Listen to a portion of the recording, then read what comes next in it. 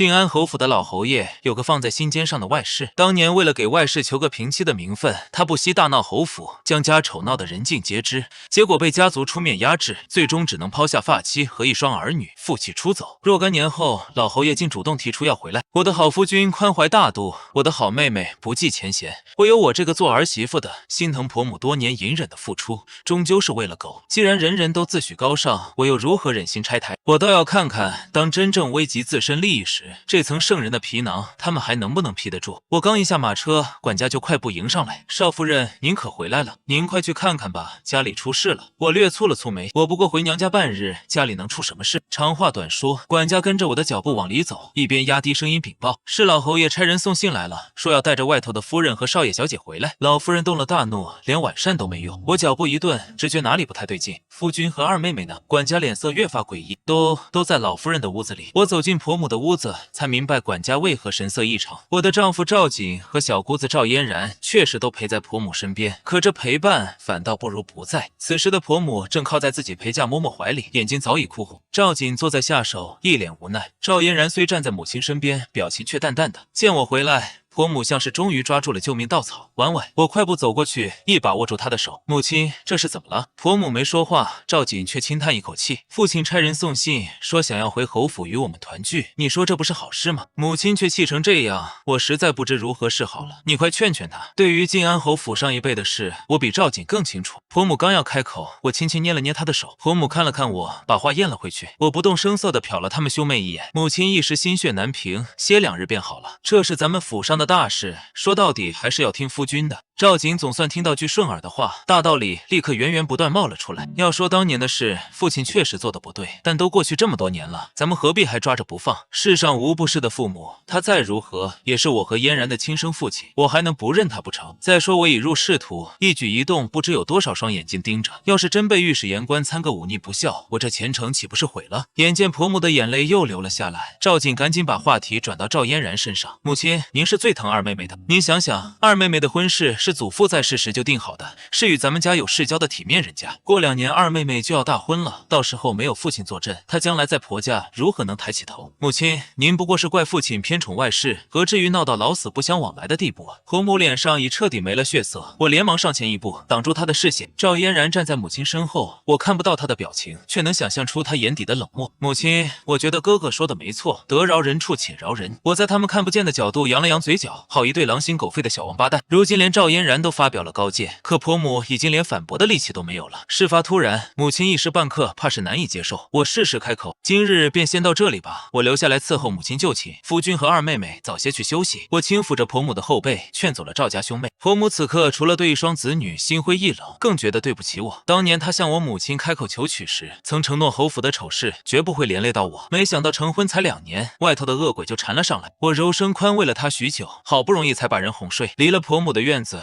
我的奶嬷嬷快步走到我身边：“小姐，姑爷和二小姐真是没有良心，当年侯府的丑事满京城，谁不知道？老侯爷猪油蒙了心，非要把一个上不得台面的娼妓娶回家做平妻，家里不同意，他就撒泼胡闹。为了威胁老夫人，他甚至不认自己一双儿女。要不是老夫人忍辱负重，顾全大局，保全了晋安侯府这些年最后一丝颜面，莫说前程婚事，姑爷和二小姐怕是想在京城抬头做人都难。如今眼看着日子好了，他们倒扮起菩萨来了，老奴都为老夫人不值。若不是老夫人和咱们夫人是表姐妹，就侯府这烂透了的名声，哪里配求娶小姐你？嬷嬷当年看着我母亲为这位表小姐抱娶，没想到这么多年过去，婆母没等来自己的福报，反倒养出了一堆白眼狼。嬷嬷越想越气，真是苍天无眼，怎么没让那烂心肠的歹人死在外头？我原本也生出几分火气，可被嬷嬷这么痛骂一顿，反倒冷静了下来。我笑着整理了一下衣袖，侯府当年的事虽然闹得满城风雨，但也足见我婆母的人品性情。咱们家是世家大族，祖母亲吃够了宅斗谋算的苦，母亲一心想为我找个简单和睦的婆家，赵家倒也合适。夫君饱读诗书，性子温文，和我成亲至今从未有过争吵，嫣然单纯幼稚，不食人间险恶。说到底都是婆母这些年把他们护得太好了。我顿了顿，语气冷了几分。与其说他们是对老侯爷有什么感情，真盼着他回来阖家团圆，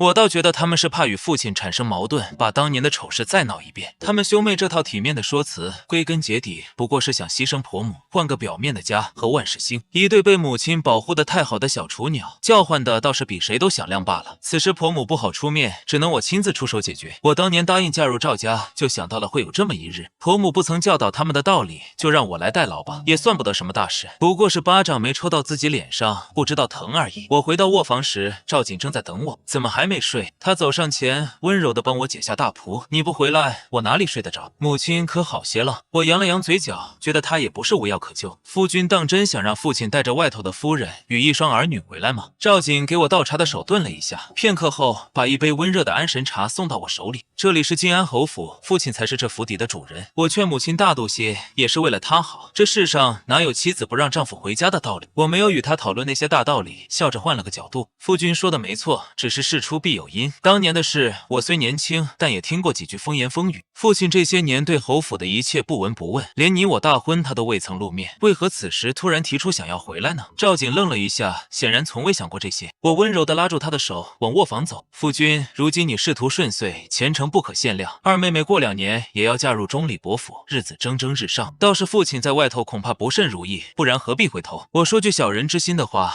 母亲含辛茹苦养育你们，咱们不求高官厚禄、玉堂金马，也没有放着好日子，不过给自己找麻烦的道理。见赵景陷入沉思，我干脆岔开话题。夫君也不必多心，此事母亲不方便出面，我替母亲过问一句，也算不得失礼。过几日，我便宴请外面那位柳夫人，探探她的口风。约见老侯爷的外事，我自然不会选在自己家里，挑了家9楼的天字号包房。我终于见到了这位传说中能勾魂夺魄的柳夫人。见她进来，我并没有起身，我是苏氏嫡女，赵家长媳，没有向妾室行礼的道理。柳夫人请坐。柳夫人打量了我片刻，见我不是好拿捏的，到底没敢摆长辈的架子，开门见山：少夫人今日找我过来，有什么事？我单刀直入，前些日子听说老侯爷有意带着夫人与一双儿女回侯府，我好歹是赵家的长媳，家里的事少不得打听一二。夫人可有什么条件？还坚持当年要做平妻的宏愿？柳夫人听出了我话里的嘲讽，立刻变了脸色。哼，真不愧是苏氏的千金，就是这么跟长辈说话的。我寸步不让。夫人既知我是苏家女儿，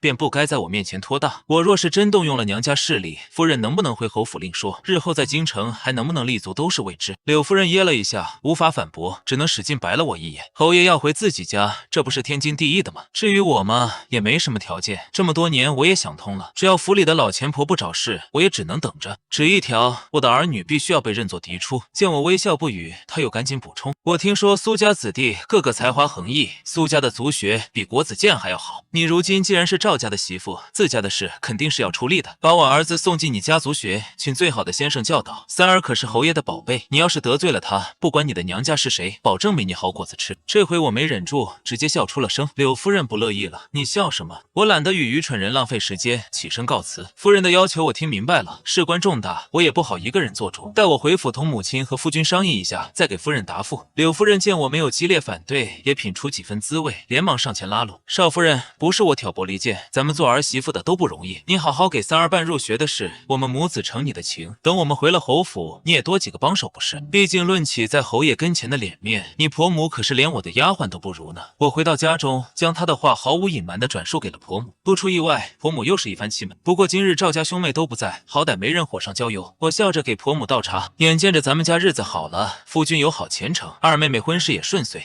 外头那位贪念落空，终于开始为自己的儿女谋划了。提起赵家兄妹，婆母的眼圈又红了。我轻轻握住她的手，母亲，您宅心仁厚，到底是护着他们，可有些人得寸进尺，养用成患，当年留下的祸患，如今不出手是不行了。这次您不是孤军奋战，我会一直陪着您的。赵家的尊严体面，门第传承，不能只有母亲一个人扛着。夫君和二妹妹多年坐享其成，如今也到了独当一面的时候。眼见婆母有些心软，我直接切中要害。母亲仕途艰险，夫君不该明白防人之心不可无吗？二妹妹出嫁在即，婆家难道会如您一般庇护包容？父母之爱子，则为之计深远。我心疼母亲，也想让母亲心疼自己。3日后，婆母被我亲自送出了京城。我再次约见柳夫人，给出了答复。阖家团圆毕竟是好好事，我一个做儿媳妇的也没有阻拦公公回府的道理。只是当年的事闹得太大，我婆母这心结一时半刻也未必能解。与其追求一蹴而就，闹得两败俱伤，咱们不如徐徐图之。回府的事且放一放，我先安排三公子进学，夫人觉得如何？柳夫人眼珠子咕噜噜一顿乱转，显然在揣测我的用意。少夫人莫不是想把我拿捏在手里，然后威胁我？我被这个蠢妇逗笑。夫人玩笑了，苏氏族学是我苏家颜面，名师汇聚，英才辈出。我若不想让三公子入学，大可不必如此兴师动众。再说送三公子入学不是夫人提出的吗？怎么反悔了？既如此，此事就此作罢，我做事要走。别，我没说不送三儿入学。柳夫人赶紧打断我，既然少夫人有心与咱们结个善缘，我就给少夫人这个面子。回府的事我去劝劝侯爷，谁让侯爷什么都听我的呢？看着柳夫人扭捏作态的背影，我的奶嬷嬷厌恶地啐了一口。小姐，你为何要让他儿子进苏氏族学？那可是咱们家的地方，岂能让那外室的儿子玷污？我在嬷嬷的搀扶下坐上马车，神色安然，当然是为了给我的好夫君长个教训。在我的刻意安排下，柳夫人的儿子赵安顺利进入苏氏族学，甚至得到了格外的照顾。父亲是抛弃妻子、罔顾廉耻的衣冠禽兽，母亲是贪得无厌的阴险妇人。想也知道赵安会是什么德行。我为了让事情更快传到赵瑾耳朵里，还特意把他同僚的弟弟安排与赵安同班。半月之后，赵瑾果然主动问起了此事。你把赵安送入苏氏族学了？我坐在梳妆镜前，通过镜子看着他略显焦躁的神情，淡淡一笑。是啊，夫君和二妹妹都同意接父亲回府，我自然要按你们的心意来安排。只是母亲一时半刻难以接受，也是人之常情。我未免节外生枝，便想着父亲回府一事不急，先按照柳夫人的要求送三弟入学。如此，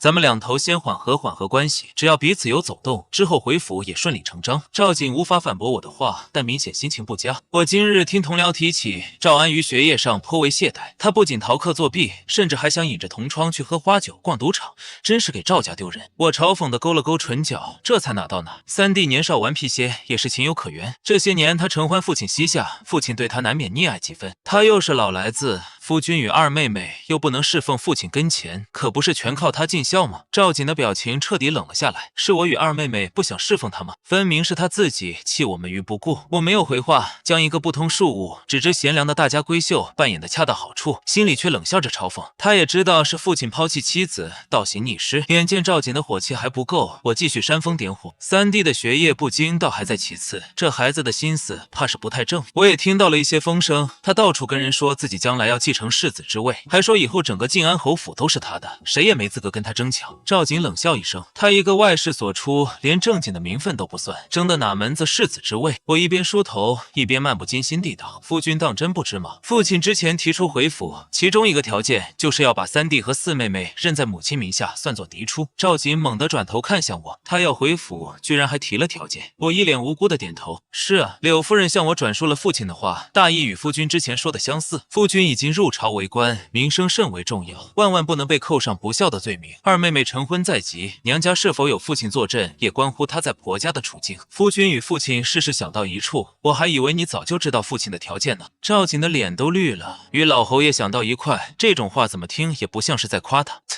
有些话自己说是高风亮节，旁人说就是威逼利诱，这感觉想必不好受。我笑盈盈的又给了他致命一击。夫君也不要以为是嫡出就稳了，只要三弟被认作嫡出，这世子之位他未尝不能争一争。赵瑾终于坐不住了，起身走到我身边：夫人这是何意？难道父亲为他请封世子便能如愿？那我的寒窗苦读与金榜题名又算什么？我微笑着回身拉住他的手，语气淡定：夫君论起才华、能力、人品、声誉，三弟自然都不能与夫君相比，只是请封世子也不是全靠这些。我之前听柳夫人的意思，只要三弟被当作嫡子记入族谱，便会开始为他张罗婚事，好像他心中已经有合适的人选了。金钟城王老王爷膝下有一幼女，夫君可曾有所听闻？赵瑾皱了皱眉头，论起对京城各家的了解，他远不如我。我耐心解释道：这位王府千金虽不是嫡出，但却是老王爷最宠爱的妾室所生，这些年娇生惯养，地位比之嫡姐也不差。只是这位小姐姐脾气实在不算好，前不久刚与第3任丈夫和离。老王爷偏爱幼女，自然不会让女儿独守空房。听说王府一直在为她张罗第4任夫婿，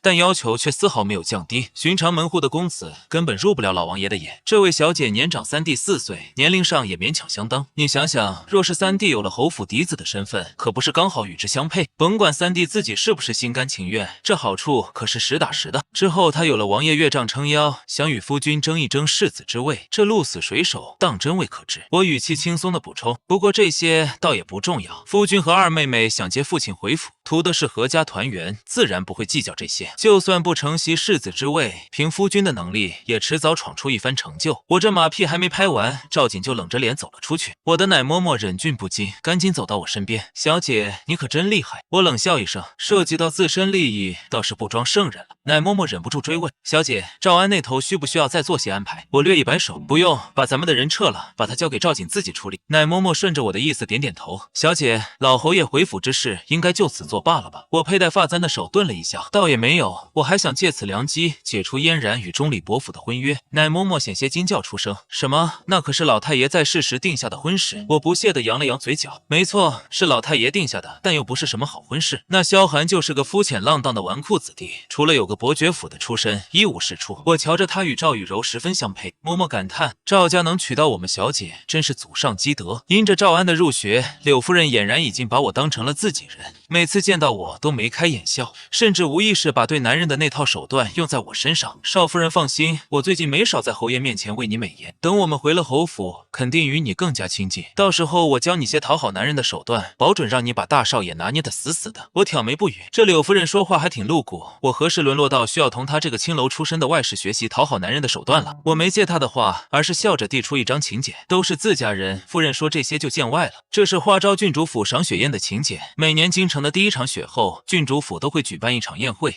京中的青年才俊与世家闺秀皆会出席。眼看4妹妹也到了适婚年纪，夫人不妨让她去凑个热闹，结识几个年龄相仿的姐妹，日后也好在京城走动。柳夫人眼睛都亮了，一把从我手中抢过请柬。夫人只有1张吗？我笑着看向她贪婪的嘴脸。夫人恕我直言，便是有2张，夫人也不便出席。4妹妹年幼，早年之事无人会迁怒于她，但夫人若是去了，反而不好看。柳夫人被我揭了老底，嘴巴撇了下来，却终究不敢说什么难听的话，只能讪讪道：“少夫人有心了。”我扬了扬嘴角，端茶送客。赵雨柔毕竟年少，若是我挖的这个陷阱她不跳，我也不介意放她一马。想要解除赵嫣然的婚约，我有的是别的法子，但很可惜，她是老侯爷与柳夫人的女儿，骨血里流的都是2人的卑劣。我的人甚至没有刻意为她与钟离伯府的萧寒创造机会，只不过略提了一嘴，那是与2小姐有婚约的萧公子。赵雨柔自己就上了心，那就是与我2姐姐有婚约的萧家公子吗？既然是未来姐夫，我过去问好也是应当的。消息传回来的时候，我只是冷笑了一声，便吩咐人不必再跟着。奶嬷嬷还有些担心，小姐，那赵雨柔不过是过去问了个好，你怎知道她一定是另有所图？我放下手中账本，成竹在胸，因为钟离伯府是赵雨柔能够到的最好的归宿，老侯爷的那个外室不惜一切代价也会帮女儿抢下这门婚事，哪里需要我做什么？他们自己会给我惊喜的。不得不说，赵雨柔确实没有让我失望，虽然她比赵嫣然还小2岁，但论起勾引男人的手段，倒也驾轻就熟。我不过听了一些风言风语，都忍不住赞一句家学渊源。只是这2人做事太过高调，萧寒本就生性风流，生怕旁人不知道有人主动对他投怀送抱。赵雨柔更是恨不能让所有人都知道自己即将上位，暗中推波助澜，把动静闹得人尽皆知。我倒不在意这些，可钟离伯府自己先沉不住气了。面对萧家最近给赵嫣然送来的那些厚礼，小姑子脸上表情复杂，犹豫着开口问我：“大嫂，你觉得萧夫人此举是什么意思？”我端起热茶，慢条斯理地喝了一口，反问她：“嫣然觉得萧家此举是何意？”赵嫣然抿了抿嘴，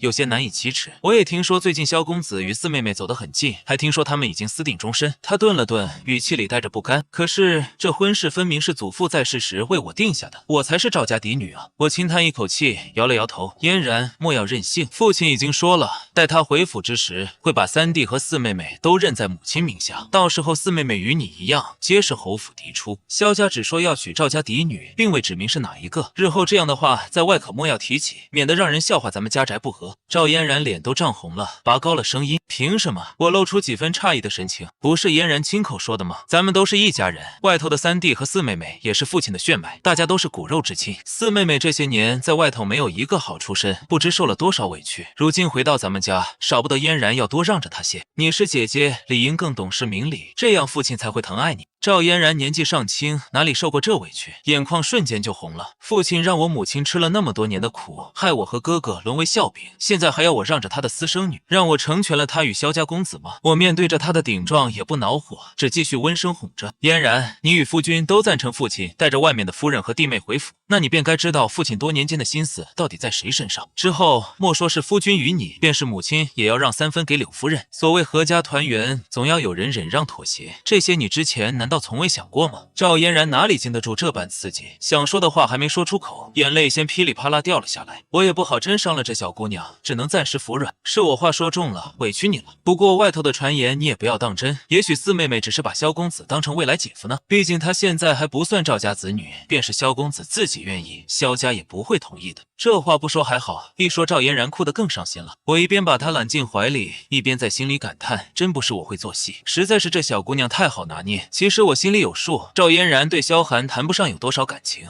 不过是不甘心自己的东西被人抢走。萧寒就更看不上赵嫣然，在他看来，这姑娘温吞乖顺，美则美矣，却少了点意思，实在无趣。为了加紧推进悔婚的计划，我还特意带着赵嫣然与萧夫人小聚了一次。萧夫人对赵嫣然越是阴阳怪气，赵雨柔就越是急躁。果然没几日就出了事。我原以为柳夫人母女顶多在老侯爷面前吹吹枕边风，万万没想到他们直接出了杀招。那日李侍郎家的夫人带着下人大张旗鼓的去紫金关客栈捉奸，说是亲眼看见自家夫君进了赵雨柔的房间。赵雨柔心里有鬼，哆哆嗦嗦的就往内院跑，想找地方藏起来。李夫人见状更急了，嚷嚷着让人跟上去，一脚踹开了内院的客房。李夫人原本是冲着自己风流成性的夫君来的，结果所有人都看到了赤条条抱在一起的萧寒与赵雨柔。这件事已经不是丑闻2个字能概括的了。且不说萧寒是赵雨柔亲姐姐的未婚夫，两人此举实为乱伦，关键是赵雨柔今年才14岁，身子骨还没发育完全。赵嫣然年方16，尚且被我婆母关在家里当小姑娘养着，她倒好，竟然已经学会爬男人的床了。我猜到他们母女会铤而走险，却没料到会如此突破底线。萧寒也真不是个东西，赵雨柔若是再小半岁，按律她都该挨板子蹲大狱。事发的第一时间，我就连夜把赵嫣然送去了我名下的庄子，让奶嬷嬷陪着她。我虽有意给这小姑娘些教训，却不忍心让她直面这般难堪的局面。萧家自知理亏，萧夫人亲自押着萧寒到晋安侯府道歉，我却下令大门紧闭，连开口的机会都没给他们。钟离伯府原本就因为家族子弟不争气走了下坡路，如今眼见赵瑾有出息，又仗着我娘家势大，正想借着2家婚约借势再起，没想到结亲不成，反倒险些结了仇。萧家最后也是急糊涂了，甚至提出娶赵嫣然为正妻，赵雨柔为妾的混账话。当今天子都不曾娶过同一家的2个女儿，他们区区一个伯爵府，倒想享其人之福。我借口婆母不在京城，自己做不得主，坚决不给钟离伯府谈判的机会。萧家倒是有心去求老侯爷，无奈连他人都找不到。赵瑾与我聊起妹妹的婚约时，难得没有痛骂外室母女的所作所为，神色复杂。我表面上装作一无所知，心里却清楚得很。我的好夫君已经安排人把赵安引入了赌场，这位养尊处优的3少爷尝过几次甜头，如今正是上瘾的时候。赵瑾自知此事做得不光明磊落，所以连骂人都没办法理直气壮。比起赵瑾的克己自省，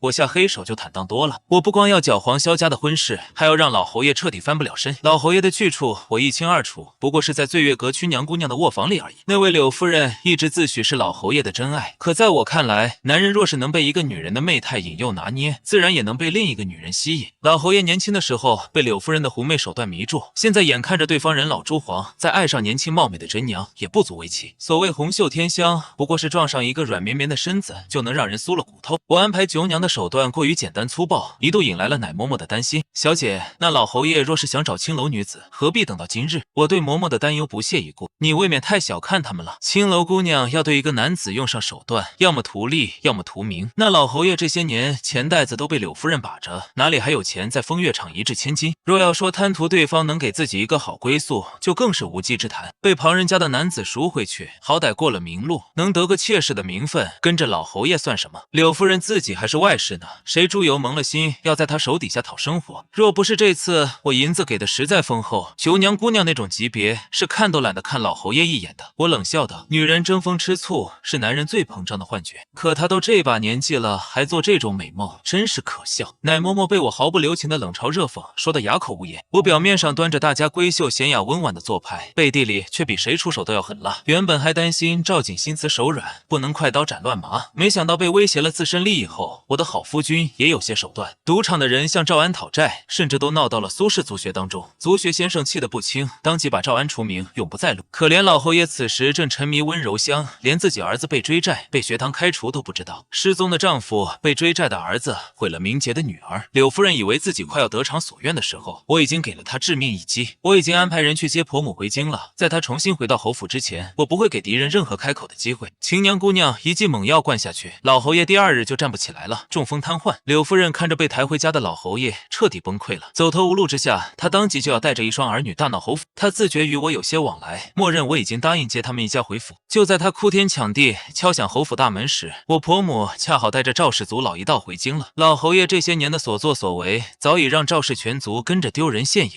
如今一把年纪还闹出这等丑闻，实在令人啧舌。众位族老齐聚正堂，冷眼旁观。这么多年该收拾的烂摊子，终究躲不过去。如今的赵家已经今非昔比，当年婆母一个人带着一双年幼的儿女，可谓人为刀俎，我为鱼肉。但如今赵景仕途已起步，我又有娘家做靠山，我们夫妻一左一右站在婆母身后，足以对各位族老形成威压。婆母得了我的书信，对京城发生的一切了如指掌，应对之策我们婆媳也早商量妥了。侯爷到底年事已高，虽年轻时一时糊涂做错了事，但他毕竟是景儿和嫣然的父亲，侯府也不会放任不管。婆母语气平静，我稍后就安排人收拾一个清静的院子，把侯爷接回来静养。如此既成全了赵家的体面，也免得众位族老为难。见在场众人纷纷点头赞叹，婆母话锋一转，语气坚定，但这外室母子3人，我却是不能留的。诸位，非是我这个做主母的没有容忍之量，只是你们也看到了，这外室教子无方，纵女失德。赵家若是接纳了他们，族中所有女孩的名声都会被连累。他目光扫过众族老，诸位膝下都是有女儿有孙女的，难道你们想看着他们日后婚事艰难吗？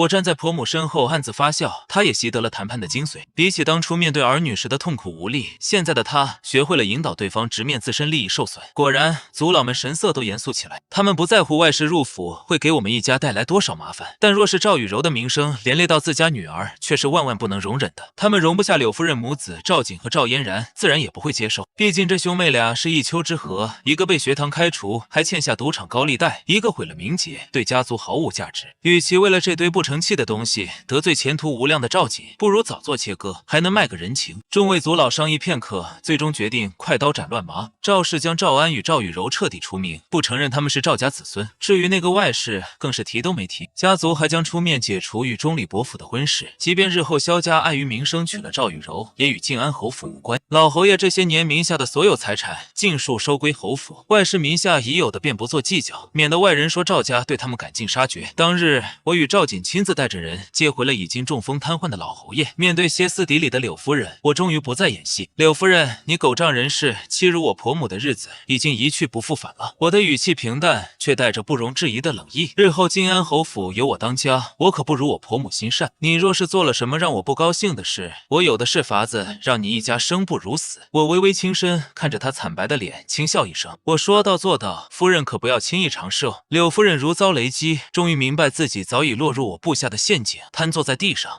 再没有之前的嚣张。刚被接回京城的赵嫣然一看到母亲，立刻扑进她怀里，嚎啕痛哭。小姑娘总算明白，这世上只有母亲的怀抱才是最安稳的港湾，母亲永远不会抛弃她。反倒是她之前那些自诩高尚的话，伤透了母亲的心。好在婆母一如既往的心软，面对犯错的儿女，终究下不了狠手，也不会真的怪罪他们。不过这场针对外室3人的设局绞杀，不仅打碎了赵家兄妹虚伪的道德丰碑，也让我彻底争取到了侯府的掌家之权。赵家兄妹以为母亲不怪罪，此事便可以轻描淡写的过去，那他们也未免太小瞧我了。上下嘴皮子一碰就能当佛祖菩萨的事，谁不会做？既然口口声声唤着父亲去给老侯爷市集尽孝，总是应该该的吧？赵景和赵嫣然敢怒不敢言，在我和善的目光中，双双直奔那间废弃的院子去了。哥哥，我已经知道错了。赵嫣然跟在赵景身后，小声嘟囔：“以后再也不会站着说话不腰疼了。话说，为啥大嫂让我伺候2日才换你1日？这般轮值，她未免太偏心你了吧？”赵景轻轻戳了戳妹妹的额头：“你想多了，大嫂少罚我1日，不是因为心疼我，是她早知道我在背后对赵安做的那些事，算是接了我的话茬，给我留了体面，罚的自然就少了。”他顿了顿，瞪了妹妹一眼：“倒是你，大嫂让你做什么你就做什么。那萧家小子不是个好东西，多亏了你大嫂，你才没有跳进火坑。”赵嫣然哼哼唧唧的应着，心里却彻底明白了，就算日后自己成不了大嫂那样的聪明人也不要紧，只要万事都听大嫂的，日子总不会差。赵景被妹妹的单纯逗笑，摇摇头，快步走向那间需要他们亲自打理的小院。阳光洒在兄妹俩的背影上，侯府的这场风波终究以最解气的方式落下了帷幕。